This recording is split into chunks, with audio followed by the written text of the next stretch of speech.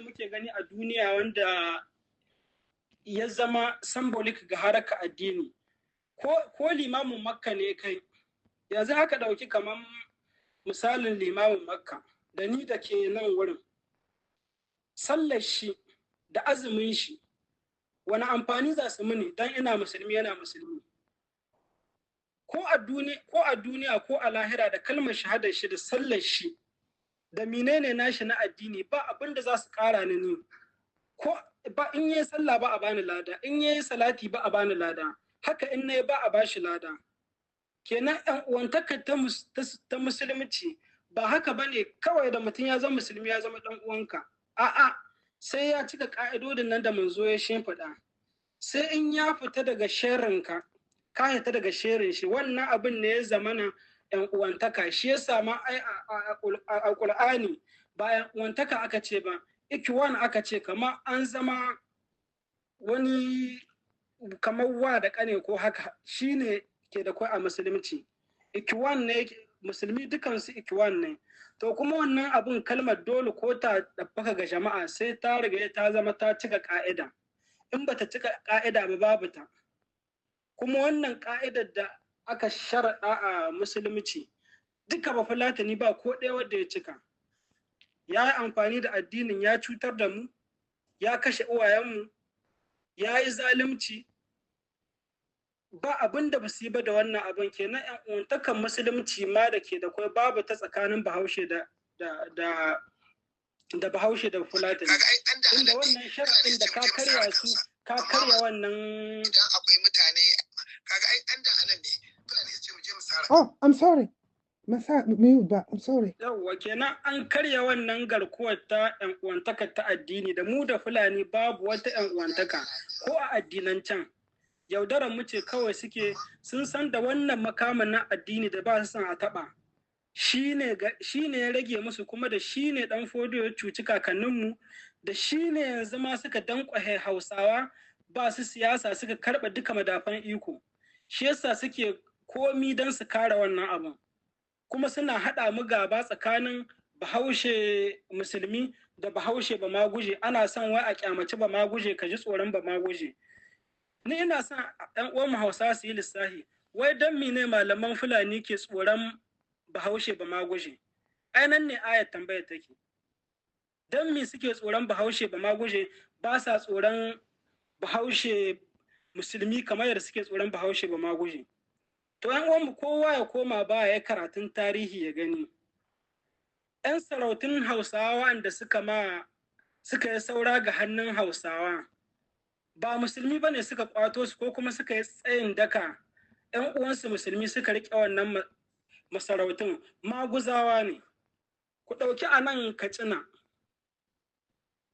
da aka kori iyalin korau daga Katsina suka yi cikin yankin Katsina ta Nijar su wane ne suka kashe wakilin ɗan fodiyo suka dace kan ɗan iska arna ne shi yasa suke tsoron arna kuma inda za ku gane ku yan uwan musulmi arnan nan ba makiyanmu ba ne da suka kashe wakilin ɗan fodiyo ba su ce ba a'a tunda mu muka kashe shi mu za mu mulki a'a iyalin dai na korau suka ɗoro suka aza a karagar mulki sun san da musulmi ne kenan wannan yan uwan namu arna ba sa kyaman musulunci ba sa faɗa da musulunci su dai sun ce ku yi addinin ku mu yi namu mu za mu rike na uwaye da kakanni ku wannan da ya zo muku kun ba da gaskiya ba mu da matsala kuma wannan yana gaskata abin da alkur'ani ya ce lakum dinukum waliyad-din wannan arnan shi yasa suke tsoronsa sun san in dai bahaushe da musulmi da arnan bahaushe aka haɗa kai to ƙaryan munafiki ta ƙare haka za ku ɗauka in kuka yi can wajen jihar Kebbi in kuka diba tarihi akwai sauran ƙananan masarautun ne inda wasu suna cikin yankin Nijar wasu suna ɗan cikin yankin Nijeriya za ku ga duka waɗanda suka ƙwato wannan masarautun nan daga shaggun ƙabilan nan dangin ɗan fodiyo arna ne suka taka rawar gani saboda musulman a wancan lokacin an juya ƙwaƙwalwarsu ai me yasa za ku gani kamar daula kamar manyan dauloli kuka ɗauka kamar yanzu wani Kano akwai yawan jama'a ko a wancan lokacin me yasa aka yi zahincin ta a yaƙi saboda wannan munafukan sun shiga a ciki suka samu suka raba kan bahaushe musulmi da bamaguje. Sai zamana kamar yadda ake ce an rihe ɗaki da kwarto, kamar an rihe ɗaki ne da guba. To wannan ɓarakar ce da aka samu, sai aka samu aka tarwatsa wa'annan masarautun nan wa'anda suka yi zafin faduwa, duk da ƙarhinsu tunda ya zamana an kara buwa a tsakaninsu, shi yasa suka yi zafin faduwa. Kenan wannan ne suke son har yanzu ma abinda za su bi su daƙile wannan tafiya, a dai sa addini ciki, musulmin da suka fi yawa a shafa musu ruwa a kai, a kwantar da su, a kashe musu zuciya, a maida su banzaye don a samu a mulke su. To wannan ya ci duka 'yan uwanmu Hausawa da wa'anda ke gwagwarmaya da wa'anda ke ƙasa. A buɗe ido a gani, yaudara ce ake bi ta hannun musulunci. In abin da Hajiya ke faɗi a musulunci ya saba ma addini, sai su fito su ce magana kaza ta saba ma aya kaza ko wani hadisi wanda tarihi ya tabbatar. A'a, ba su haka, sai dai ana soki burutsu. Hausawa ku nuna malaman na Fulani, Hausawan yau ba Hausawan jiya ba ne. Addinin nan ba nasu ba ne, addini na Allah ne, kamar dai da na faɗi, kowa zai zuwa, Allah ya ce ranar tashin kiyama kowa zai je gaban Ubangiji shi kaɗai. Dan malam ya yarda da kai ba ya maka amfanin komi gobe kiyama. Kenan ya ci 'yan uwan musulmi a buɗe ido, a haɗa kai. 'Yan uwanmu anna 'yan uwanmu ne, sun hisan mu, suna son mu ma sosai, suke ƙaunar mu. Ba wata ƙiyayya a cikin zuciyarsu da mu. Tarihi ya nuna haka, har yanzu abin kuma ya nuna haka. Ba ka ganin bamagujen bahaushe ya ƙi musulmi. Ainihi ma a da sun yi yaƙi don suka ƙwato su sarautu, suka sake sa musulmi ya jagorance su, don sun san abin duka jini ɗaya ne. In dai bahaushe ne zai mulkar su, sun san jini ɗaya ne zai musu adalci. To yanzu wannan ne ake so a farraka wannan abin, kenan kan mu saki da wannan kafar. Kuma a addinance ma malam bahaushe ya tashi ya jihadi kan Fulani, duk sharuɗan da ake so a addini sun haɗu. Za ni so in ƙara ce ma 'yan uwana matasa masu karatun addini su yi nazarin ayoyi 5 zuwa 6 na cikin suratul Ma'ida, daga aya 20 zuwa aya 26. Su yi nazarinsu sosai. Nan Allah ya kawo, sai da ya tunatar wa bani Isra'ila ni'imar da ya musu, kamar yadda aka ma Hausawa ni'ima. An ba mu dauloli, kakanninmu sun rike dauloli da cin gaba, har ya kai lokacin da ƙasar Hausa ta zamana wasu ƙabilu sai dai su zo nan a ƙasar Hausa su ci rani. To wannan shine ake ce ma ɗaukaka da ni'ima da Allah ya muku. Me yasa wannan ni'ima ta gushe mu? Da aka wawo bancin gaskiya ta zo mu, mun karɓi addini na kirki, aka ƙi lissahi, mutane suka daƙile tunaninsu. Malaman Fulani da ɗan fodo suka gurɓata tunanin Hausawa. Dole ne Allah ya karya wannan darajar da ya bamu, da wannan martabar da Allah ya ba Bahaushe, ya karɓe ta, tunda ana ji ana gani. Kuma wannan zan ƙara sa lahin hadda lahin uwayenmu, tunda akwai malamai na Hausawa wa'anda sun yi karatu na matuƙa, kamar malaman jami'a ɗan doto. Su ma abin da ya same su hadda kuskuren da suka yi. Kun ga mutumin nan fasiki yana zuwa yana da'awar banza, yana son ya kawo muku cikas. Su tashi su shiga ƙauyuka su ma su yi wa'azi, su warware abin da ya yi. Sai ba su yi ba, suka tsaya suka yi kawaici, suka tsaya a cikin jami'a suna karatu. Kun ga dai tarihi ya nuna abin da ya same su. Don in ya kamata ka yunkura ka yi aiki ba ka yi aiki ba, to Allah zai zama bai tare da kai, zai bari maƙiyinka ya ci galaba gare ka. Malaman ɗan dota sun yi kuskuren a ilmance su tashi su yi yaƙi da ɗan fodo, su shiga ƙauyuka kamar yadda yake shiga ƙauyuka ya gurɓata tunanin Hausawa. Su ma su su yi warwara cikin ƙauyuka, su kwatanta ma 'yan uwansu Hausawa, a'a wannan mutumin mugun iri ne, manufar shi ba haka addini yake so ba. sai bu suka yi shu. To kun ga abin da ya same su, duk wanda ya wargi ko kana ganin kana sallah kana wane ne, Allah ya bujuro maka da gaskiya, kai yi kawaici ko kai nauyin kafa, to ka ga abin da za ka gani tun nan a duniya. Shine malaman ɗan dota suka gani. Kenan wannan kuskuren ya ci mu kan mu yarda ya sake maimaituwa, kan mu sake maimaituwa. A yau da waje cikin ayoyin da na tura za ku ga inda ‘yan bani Isra'ila Allah ya ce musu ga ƙasa nan an ba su, amma akwai wasu mujrimai a ciki, su ta su yaƙe su fitar da su, Allah zai gadar musu da wannan ƙasa. Suka ce ma annabi Musa a'a mu dai in dai akwai su ba mu zuwa mai yaƙi, mu alanko ne, sai dai da kai Musa wa iyazu billah, Musa kai da Allah naka ka tai ku yaƙi, in kun hidda su mu zo mu shiga bilis. To wannan ne Hausawan yau suke so su yi. A'a mu sai dai mu tai mu yi addu'a ba ta maganin abin. Allah ya nuna muku gaskiyar lamari, wani abin da ƙarfi ake ƙwatar shi. Sharuɗan da ya ci mu yaƙi Fulani sun haɗu. In muka ce a'a ba mu tashi mu jajirce a ƙwato ƙauyukanmu da suka ƙwace, masarautun mu da suka ƙwace, a ƙi ƙwatowa sai dai a yi addu'a, to za mu ƙara shiga cikin ɗimuwa kamar yadda bani Isra'ila suka shiga ɗimuwa. Wannan rishin ɗa'ar da suka ma Allah, ga su sun san gaskiya, abin nan sai da ƙarhi za ka ƙwato shi, suka ƙi ƙwato shi da ƙarhi. Shi yasa suka yi shekaru da dama ba su da ƙasa. To mu ma ƙasar nan ta Hausa Allah ya mallaka ma kakanninmu ita. Kenan kan mu yarda yadda aka ƙwace ta da ƙarhi, haka za a ƙwato ta da ƙarhi.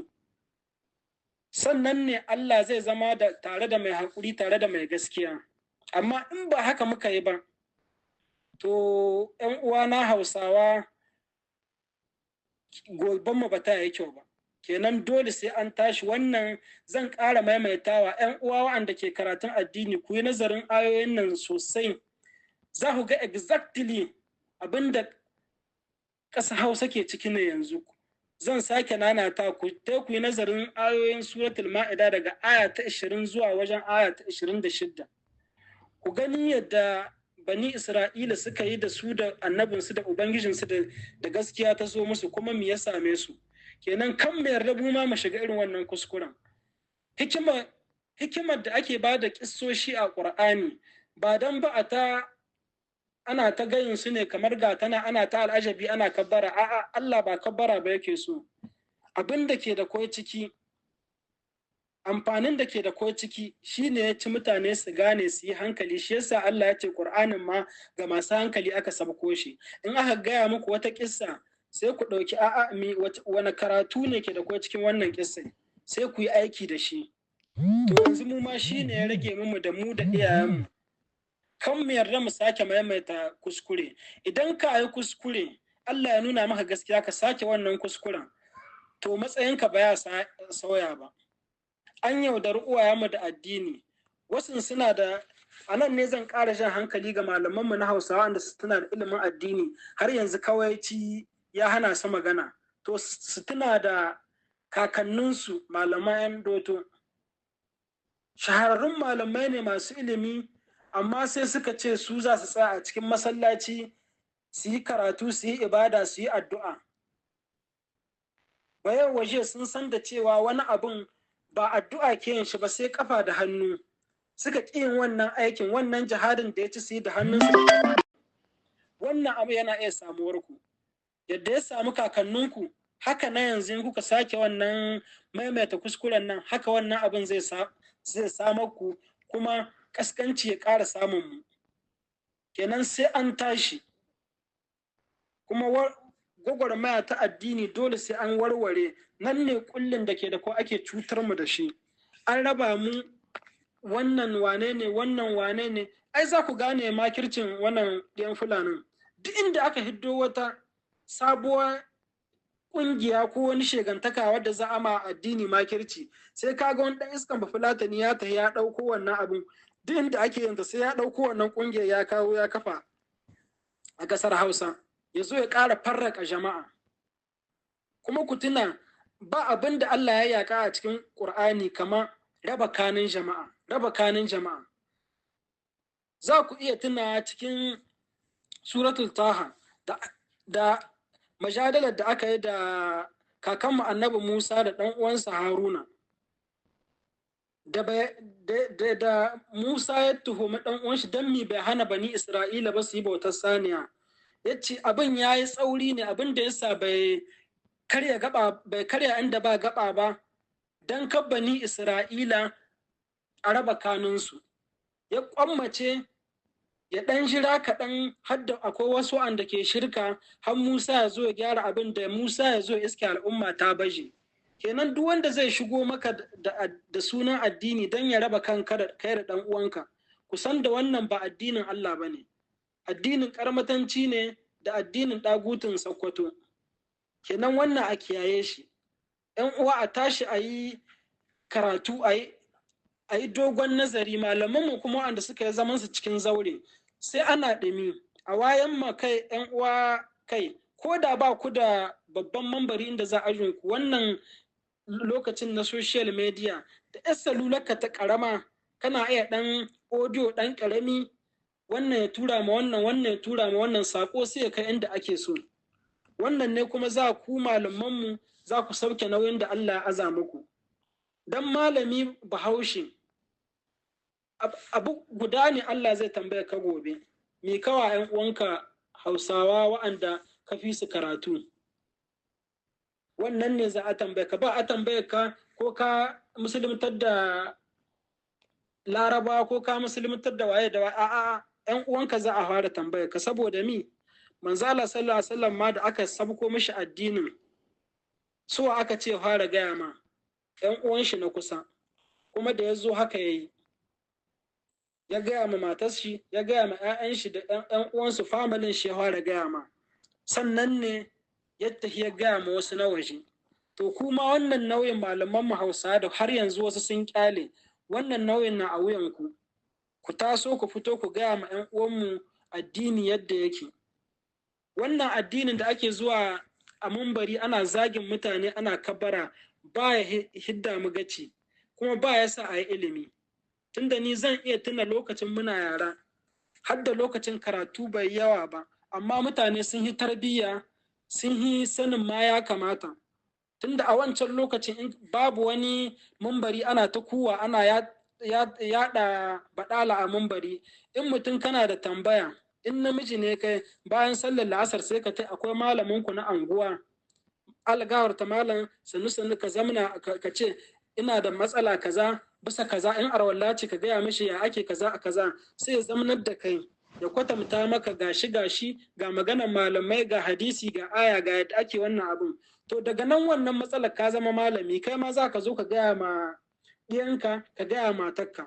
Nan muna yara uwayenmu mata sun sha su tura mai, duk uwa za ga in tana da ƙaramin yaro mai hankali za ta ce in tana da matsala ta addini sai ta gaya ma ɗan nata ya tai wurin malami na anguwa wanda ta san ɗanta mai hankali ne yana riƙewa, ya taya bushuro da tambaya malam ya ba da amsa, shi sannan yaro ya zo ya gaya ma uwar shi.